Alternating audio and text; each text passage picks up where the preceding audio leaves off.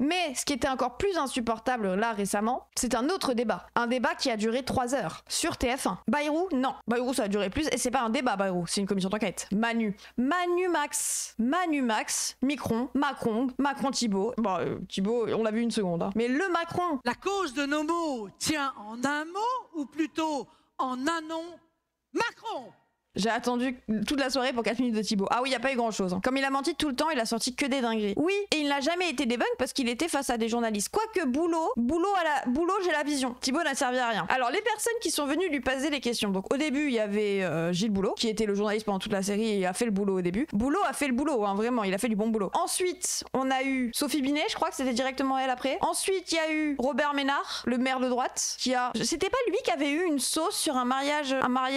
Il avait refusé un mariage entre deux personnes parce que pas les mêmes origines ou un truc comme ça. Si, avec un Algérien, une Française avec un Algérien. Et du coup ils sont partis se marier en Algérie. Mais Ménard trash, hein. Suspicion mariage pour le papier, pour une OQTF. Non, il avait pas de QTF, juste il avait pas les papiers français. Elle ne pouvait pas se marier avec un étranger. Il est full orienté libéral dans toutes ses interventions. Gilles Boulot avec Agnès Verdier-Molinier. Oui, mais il a un peu, au moins il répondait un peu à Macron quoi. Tunisien, ok, donc ils sont mariés en Tunisie. Bah, moi j'ai vu qu'ils s'étaient mariés en Algérie. Après j'ai les potes, ça leur est arrivé. Moi je trouve ça scandaleux en vrai, mais bref. Et ensuite il y a eu quelques influenceurs et Agnès Gerbet-Molinier, exactement, je sais plus c'est quoi exactement son nom. Donc on va regarder quand même le petit récap que nous en a fait le média, parce que ça débunk pas mal de choses que Macron a dit. Et puis c'est mieux d'avoir cet angle. Le maire a refusé leur réunion parce que mon pote a pas les papiers, ils ont dû aller se marier dans une autre ville. Ah donc tu peux quand même, putain, te marier dans une autre ville. Ça reste la France, ça reste les lois de la France. C'est plus un grand oral, c'est un marathon. Hier, Emmanuel Macron s'est adressé aux Français sur TF1. Pour dire quoi au juste? En fait, pas grand chose, si ce n'est pour nous expliquer, encore une fois, que tout ce qu'il fait est génial et que s'il y a un problème, c'est nous qu'on a mal compris. Pas de grande annonce,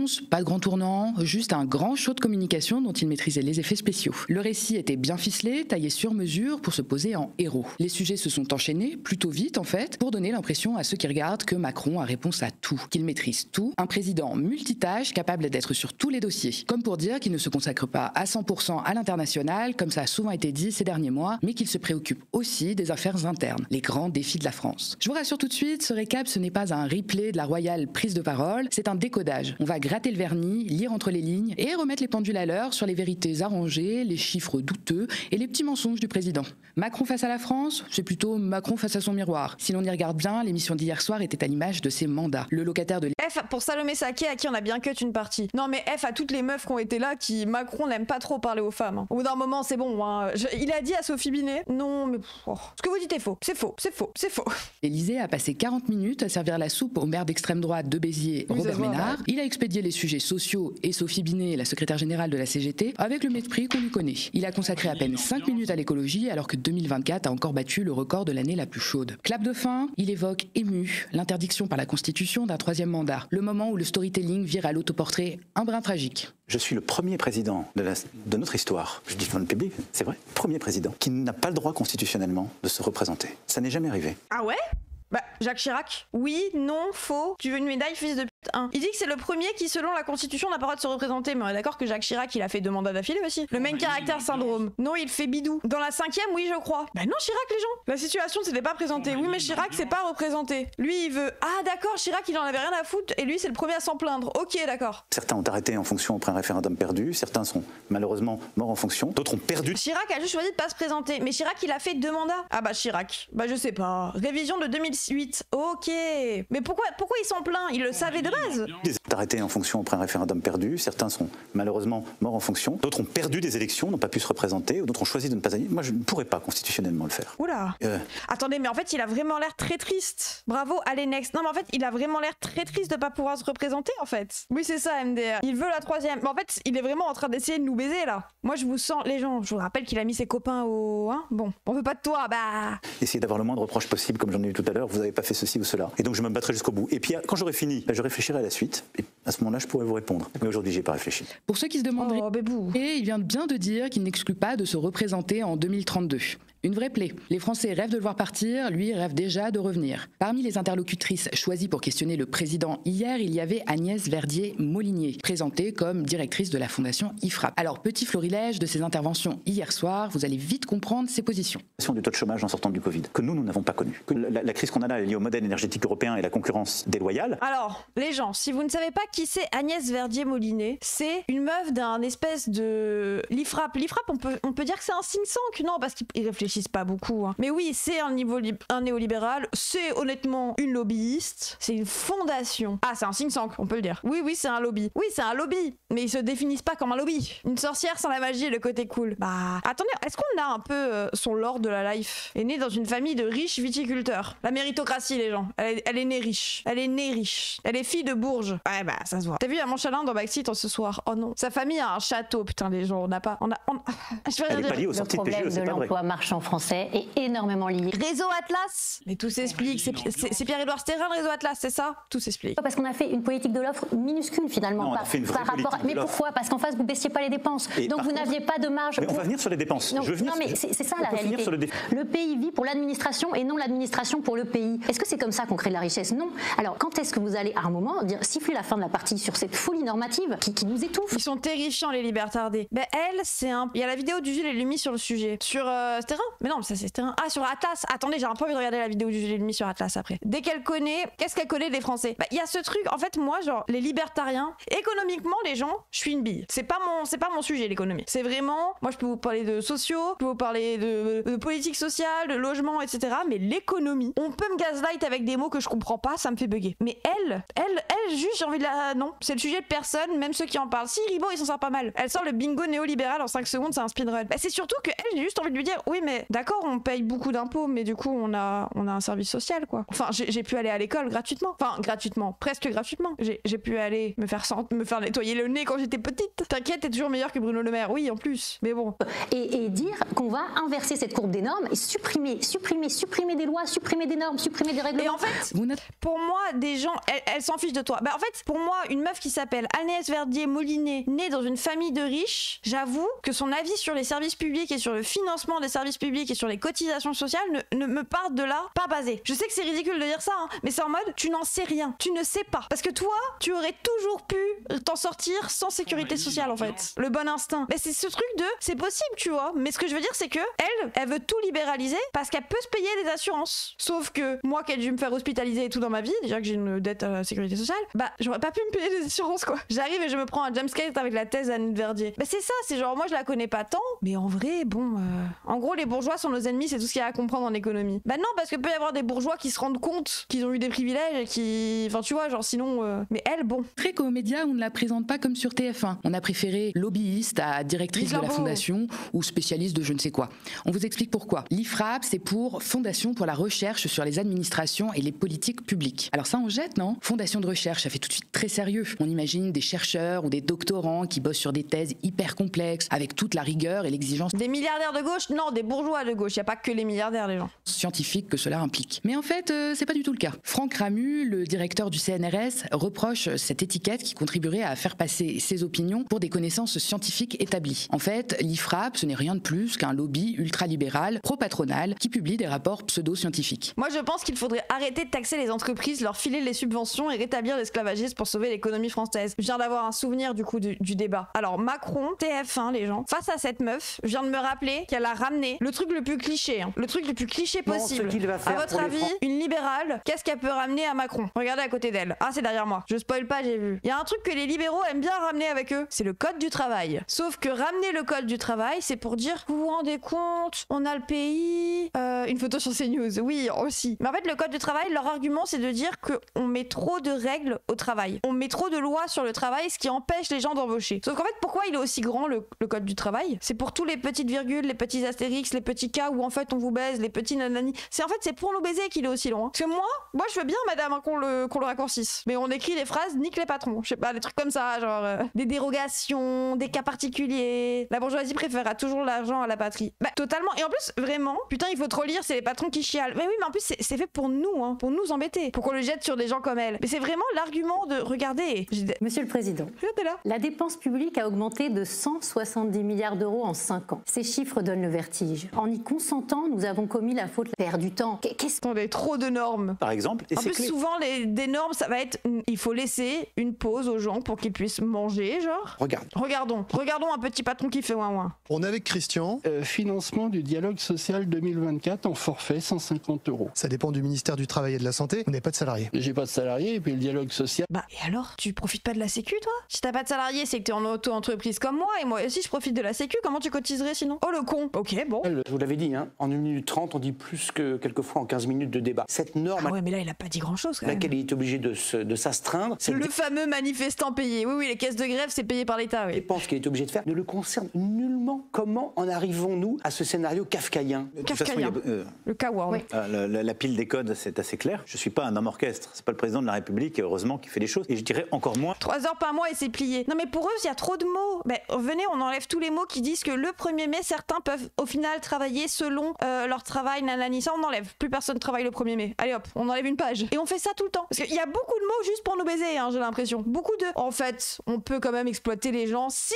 on fait ça. On peut quand même moins les payer si on fait ça. Pour les jeunes qui sont à moins du SMIC, notamment moi, quand je faisais 50 heures par semaine, payé 7 € de l'heure. Article 1, l'exploitation est abolie. Ah, je vous jure, les gens, bon. Juillet dernier. Non, vous êtes capitaine, vous êtes Oui. celui qui dit. Et les normes, je pense que c'est un combat très important. C'était une alternance, non, les gens? Mais quand vous êtes animateur, faut rester toute la journée, faut être là toute la semaine. Moi, je faisais animateur en centre aéré 10 heures par jour. Le matin, je venais à 7 heures. Le soir, je finissais à 17 heures. 7 heures par jour. À m'occuper d'enfants. Alors, bon, je l'ai choisi, j'aimais bien, hein. Mais 70 € la journée, brut. Donc bon.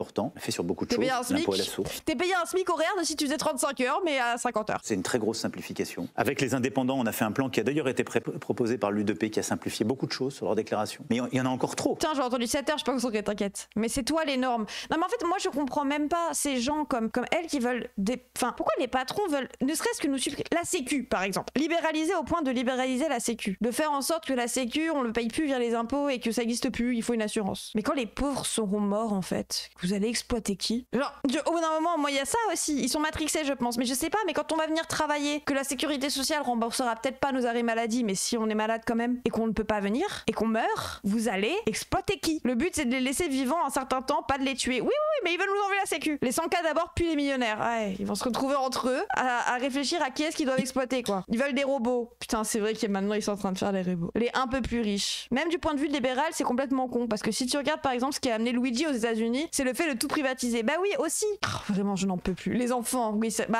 voilà. On supprime le code du travail, on peut faire en sorte que les enfants travaillent. Plus qu'un lobby ultralibéral, pro-patronal, qui publie des rapports pseudo. Je suis en formation gestionnaire de paix. C'est pas les contributions qui compliquent les choses, c'est toutes les exonérations patronales. Et puis à la fin de l'année, ils sont toujours ruinés et ils se versent de plus en plus de dividendes, donc bon. Scientifiques. Il milite, entre autres, pour la réduction des dépenses publiques, des impôts et la dérégulation économique, tout en défendant fermement les intérêts des plus riches. Ces positions révèlent d'ailleurs de nombreuses contradictions. Le lobby dénonce en permanence la dépense publique, sauf quand il s'agit de la police, de l'armée ou des aides aux entreprises. Libertarien. Ses fondateurs et dirigeants sont issus de milieux très aisés et conservateurs, et leurs idées trouvent particulièrement écho à droite et à l'extrême droite. Au bout du compte, c'est une rencontre presque logique. Agnès Verdier-Molinier, fervente militante pour la dérégulation et la réduction des dépenses publiques, interroge Emmanuel Macron, dont les réformes épousent souvent les mêmes priorités. Au final, on a eu le droit à une discussion entre deux défenseurs des mêmes intérêts. D'ailleurs, hier, Macron a balayé d'un revers de main l'idée de taxer les riches face à Sophie Binet de la CGT. Pour justifier son opposition, il a dégainé un petit mensonge facile. Selon lui, une hausse de la taxation des plus grandes fortunes a un sens si elle est mondiale. Le président juge illusoire de penser que les gens vont gentiment rester en France pour être taxés. L'économiste Gabriel Zucman, qui a donné son nom à la taxe adoptée par les députés en février, a immédiatement réagi. Selon lui, les études sont formelles. L'exil fiscal, en réponse à l'imposition de la fortune, est un phénomène négligeable, écrit-il sur X. Donc, le truc de Zucman, putain, j'ai envie de dire Glucksmann à chaque fois, c'est un espèce de rétablissement de l'ISF. Pourquoi des gens qui abrutissent le monde depuis 60 ans veulent dorénavant nous améliorer? Le monde de demain, c'est l'homme. Ouais, sauf s'il reste plus que, quoi. Mais en fait, genre, Zucman, du coup,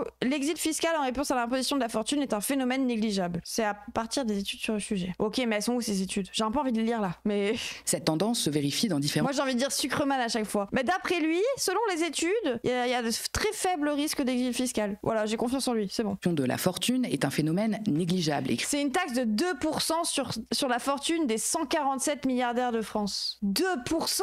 Est-ce que ça ouin pour 2%? Mais moi, je vous les donne, les 2%.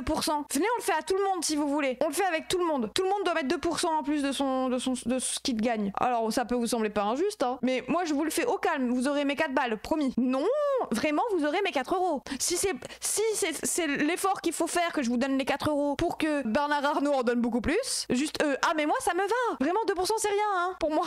En fait, quand vraiment, ça l'est maintenant. Non mais dites-vous, si vous donnez 2% vous-même, est-ce que ça vous fait si mal que ça? Non. Bah pour eux c'est la même chose. Mentalement pour eux c'est la même chose. La somme va être énorme. Donc en fait si vous le dites aux pauvres, ils vont être en mode oh c'est horrible. Nous on le voit pas passer. Donc eux non plus en fait. Parce que c'est en pourcentage de tout ce qu'ils ont, c'est la même chose. Si j'avais 10 doigts et que t'en as qu'un et que moi on m'enlève 10% de mes doigts, bah on m'en enlève qu'un. Toi on t'enlève un bout de doigt. Un bout de doigt c'est plus facile à perdre que 10 doigts. Que un doigt. Je sais pas. Vous voyez ce que je veux dire? Est-il sur X? Cette tendance se vérifie dans différents pays. En France, l'économiste s'appuie sur le rapport de France Stratégie sur l'évaluation des réformes de la fiscalité du capital qui démontre que la suppression de l'ISF a eu un impact infime sur les départs et retours de contribuables. Il souligne que les recettes générées par les retours, environ 5 millions d'euros par an, sont dérisoires face au coût budgétaire de la suppression de l'ISF, estimé à près de 4 milliards d'euros par an. Zucman précise que la proposition de loi adoptée à l'Assemblée nationale est une taxe modeste. J'étais d'accord avec toi avant que tu veuilles couper des doigts. Oui, non, mais j'avoue que mon exemple était pas carré. Salut Anaïs. C'est un taux de 2% dont serait déduit tout impôt sur le revenu déjà payé. L'économiste ajoute que si l'on parlait de taux de 20% ou 90%, les choses seraient différentes et que la question de l'exil fiscal et de son coût se poserait. Mais aujourd'hui, on ne peut pas sérieusement agiter cet épouvantail au regard des savoirs existants. Pas de surprise. Ouais, si tu fais un exil fiscal pour 2%, est-ce qu'on peut vraiment dire que t'es un camarade du français, que t'es un patriote? On passe sous silence le reste alors que c'est ce qui fait toute la différence. 2% pris, selon ce qu'il te reste, à la fin, 30 balles ou 30 milliards, c'est pas la même. Bah, c'est un peu ça en plus, c'est genre, vu que les 147 plus riches veulent pas faire un effort de donner 2% de leur fortune, de payer, hein, pour que ça soit redistribué, on va voler 2 ans de travail aux gens. 2 ans de vie, en fait. Et là, tout le monde doit faire l'effort, hein. Vu que les 147, ils veulent pas faire l'effort, autant faire un effort à tout le pays. Vous imaginez une manif à 147? Ils vont pas faire grand chose, hein, au d'un moment. Bon. S'il s'agit de taxer les riches, Macron dégaine la peur et sauve les siens. D'ailleurs, c'est un sujet que nous avions déjà abordé dans l'épisode du récap consacré à Moscovici et la fraude fiscale, publié le 17 avril dernier. Oui, en parlant de sujets qu'on a déjà abordés dans le récap en long, en large et en travers, les intox sur le voile dans le sport. En mars dernier, un texte du parti Les Républicains, déjà adopté au Sénat, proposait de généraliser l'interdiction du port de signes religieux à toutes les compétitions sportives. Oh là, c'est direct parti sur le voile. Ah ouais, elle a l'air bon. Très rapidement, le sujet était devenu Comment on fait s'ils partent? Ben on nationalise. Les emplois alors? Alors, un emploi, c'est la force de travail d'un travailleur au service d'un patron. Donc un emploi qui est la force de travail d'un travailleur au service de l'État ou au service d'une autre entité, bah c'est pareil en fait. T'inquiète pas, hein. On n'a pas besoin. En fait, les emplois, ça se crée tout seul. On n'a pas besoin de patron. C'était pas premier d'aigle. Oui, mais faut répondre de temps en temps à ce genre d'argument. On aura toujours besoin de travailler pour vivre, même si les riches patrons se cassent les gens en gros. Oui, il y aura toujours des choses à faire. Hein. Vraiment. Les boutiques Sephora de Bernard Arnault, elles peuvent pas partir. Oh, contournable sur tous les plateaux. On a eu le droit aux avis de toute la classe politique. Au sein du gouvernement, Bayrou avait d'ailleurs dû trancher la question faute de consensus. À gauche, même division idéologique. Fabien Roussel du PCF avait par exemple déclaré qu'il était contre le port de signes religieux dans le sport. À la même époque, le ministre de l'Intérieur et des Cultes, Bruno Retailleau, avait carrément lancé sa désormais célèbre maxime « à bas le voile ». En vrai, on n'a jamais trop entendu l'avis de Macron sur ça. Enfin, dans ses discours, parfois il dit il faut remettre l'accent sur la laïcité et tout. Mais il parle jamais trop directement du voile dans le sport. Du nanana, genre dans le cas précis. Ah bah le voile, ah ouais vraiment, on n'en peut plus. Hein. Son avis est dans le choix de ses ministres. Oui, c'est vrai que bon. Mais au moins, c'est vrai que c'est une des premières fois où il en parle vraiment quoi. En 2017, il était pro-voile. Ah bah ça a bien changé. Étendu laïcité. Dans l'émission d'hier, Emmanuel Macron a été invité à donner son avis à son tour. Et sans surprise, il s'est caché derrière son petit doigt. Et quelques mensonges. On l'écoute. Êtes-vous favorable ou pas au port du voile dans le sport de compétition? Quelle est votre position? Je suis pour la charte olympique qui interdit le port de tout signe religieux dans les compétitions. Et c'est réel ça? D'accord. Donc, je suis pour la charte olympique. Dans un tournoi amateur de football de basket. C'est faux. Alors, bah oui, en plus, c'est que la France qui l'interdit. Et donc, est-ce que la question que pose madame, c'est deux choses. Les compétitions, je suis pour qu'on applique la charte olympique. La pratique du sport, je pense que c'est aux fédérations de décider. Mais après... Mais du coup, on fait une loi que contre les femmes. Enfin, genre, il n'y a pas marqué contre le voile tout court. Il y a marqué contre le voile islamique. Il n'y a rien marqué ça. Et le voile islamique, c'est le voile sur la tête des femmes. Utiliser les notions humanistes et les notions de liberté pour oppresser les femmes musulmanes, ça me fume. Oui, bah vraiment, leur idée de libérer les femmes et être super féministe en interdisant des choses aux autres, c'est comme les lois transphobes, les gens. Les lois transphobes de dire que être une femme, c'est être née avec un vagin, qui est passé en Angleterre. C'est super réducteur de ce qu'est une femme, hein, déjà, premièrement. Et c'est remettre en question tellement de choses sur toute l'évolution du féminisme. Et du coup, c'est vraiment dire, il y a des femmes et des hommes et nous sommes vraiment des êtres différents qui méritons, selon notre origine sexuelle, on va dire, un traitement différent. Ce récit hors sol. Mais vraiment, je comprends pas. Hein. Femme égale ventre, selon les Anglais. Ah ouais. Égalité entre chacun. Après, dans les infrastructures sportives,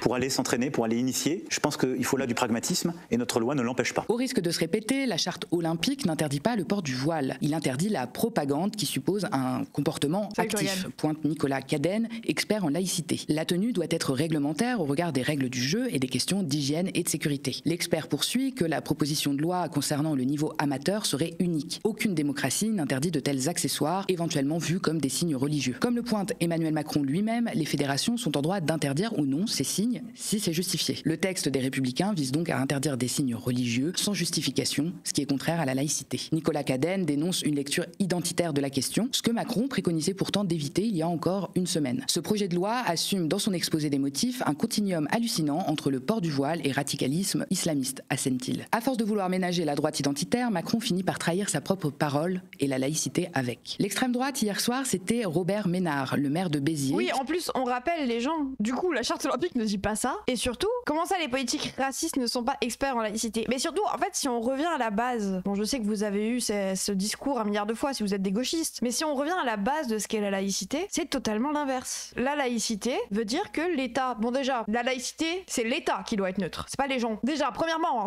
l'État doit être neutre d'un point de vue religieux. L'État n'a pas à imposer la religion aux gens, ni à faire de prosélytisme où tu dois payer la dîme, par exemple, tu dois payer religieusement en impôts toutes les semaines, etc. Ce que vous pouvez faire auprès de votre mosquée, auprès de votre église, auprès de votre... Mais quand c'est l'État, c'est non. Pas les usagers, en fait. Les gens normaux ont quand même le droit d'avoir une religion. Hein. Genre, c'est...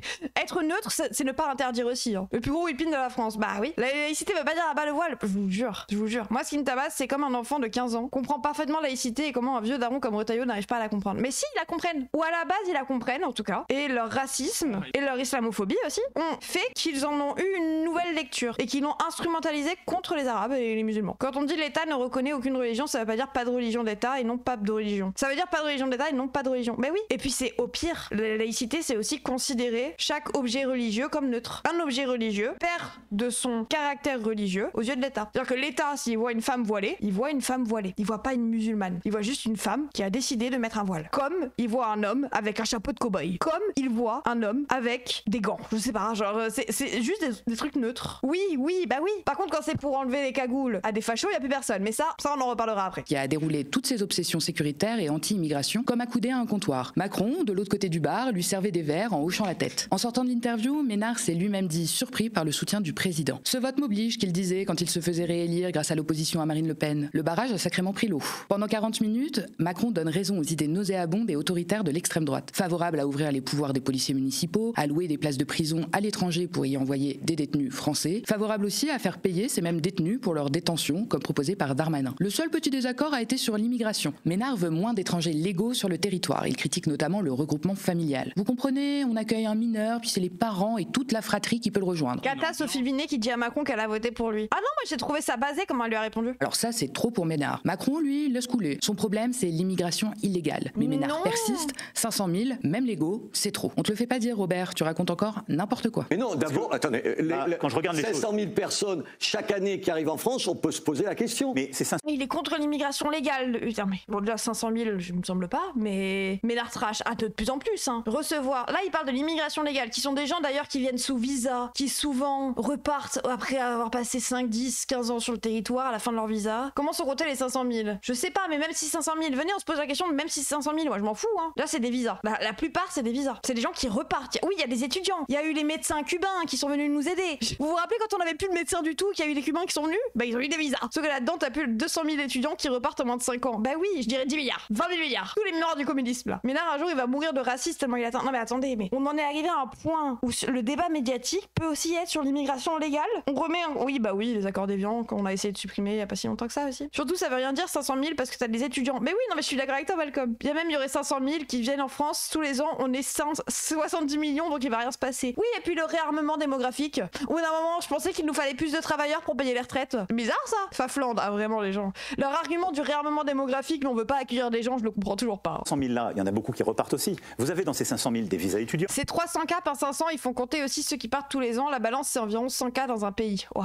Vous avez des visas économiques, ce sont des gens qui viennent et qui vont repartir et qui circulent. C'est d'abord des raisons familiales. Non, mais après, vous d'abord. Les chiffres sont faux et personne ne le reprend. C'est agacé le député LFI Antoine Léaumont sur X. Il rectifie le tir. Il n'y a pas 500 000 étrangers qui rentrent en France chaque année. Il y en avait 336 710 en 2024. Et si on parle du solde migratoire, les arrivées moins les départs, on arrive à environ 180 000 personnes par an. Toujours le même discours rance sur l'immigration, désormais même légale qui serait une menace pour la France. Macron n'y voit rien à redire et vante même la dernière circulaire immigration envoyée en janvier dernier par Retailleau, appelée circulaire fermeté. C'est en fait le cadre le plus restrictif qui n'ait jamais été décidé en France. En validant cette circulaire sur l'immigration, Emmanuel Macron ancre encore un peu plus sa politique dans les thèses de l'extrême droite, brouillant davantage les repères démocratiques. Un sujet sur lequel il nous a récemment un peu surpris, c'est Gaza. Après son déplacement en Égypte, Emmanuel Macron... Ah ouais, les mecs ont boosté les chiffres presque x3. Ouais, mais en plus, vous savez que quand j'ai entendu 500 000, ça m'a pas choqué. Enfin genre, c'est pas tant que ça non plus, quoi. Alors déjà, savoir que c'est 300 000 et le solde à 100 000, mais en vrai, 500 000, mais c'est pas énorme. Je sais pas. Peut-être je suis peut-être très d'élu, mais je veux dire, bon, je sais pas, oui, bon, ça, il faut du travail, quoi, si vous voulez payer l'air. Vraiment, c'est chill. Bah, peut-être qu'on travaillera moins si on est plus. On a semblé découvrir un peu l'horreur vécue par le peuple palestinien. À cette occasion, il avait notamment ouvert la voie à la reconnaissance de l'État palestinien. Hier, pendant son grand oral, il a été questionné sur la notion de génocide, qu'il se refuse toujours à employer. Et le moins que l'on puisse dire, c'est qu'il a botté en touche. Monsieur le Président, ce qui se passe actuellement à Gaza relève-t-il du génocide? C'est pas à un responsable politique d'employer ces termes. Je pense que c'est pas ça le sujet. Ah si. Pour Macron, le assis de Gilles Boulot me fume.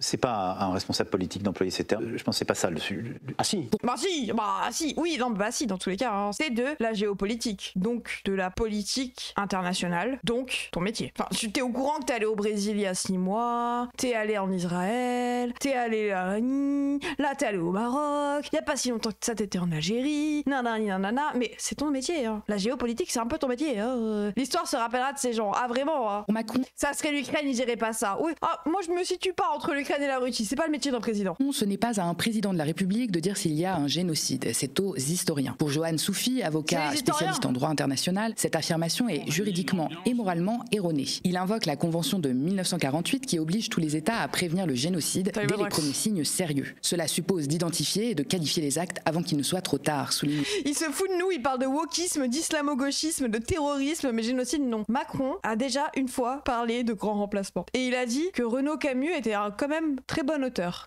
Il rappelle aussi que la Cour internationale de justice a reconnu dès janvier 2024 un risque plausible de génocide à Gaza et ordonné des mesures conservatoires. Ce constat a été confirmé par la Cour à plusieurs reprises en février, mars et mai 2024. L'avocat explique que cela déclenche une obligation juridique qui impose à tous les États de prendre des mesures immédiates pour prévenir le génocide. Par ailleurs, il ajoute que... oui, attendez, ça c'est précis les gens. On remet ça au centre du débat. Parce que moi je trouve que c'est l'argument qui est essentiel si jamais vous vous mettez à débattre avec quelqu'un, de mauvaise foi souvent, qui est un sioniste invétéré. Si la personne vous parle du fait qu'on ne peut pas dire génocide, mais risque de génocide. Déjà, fils de pute.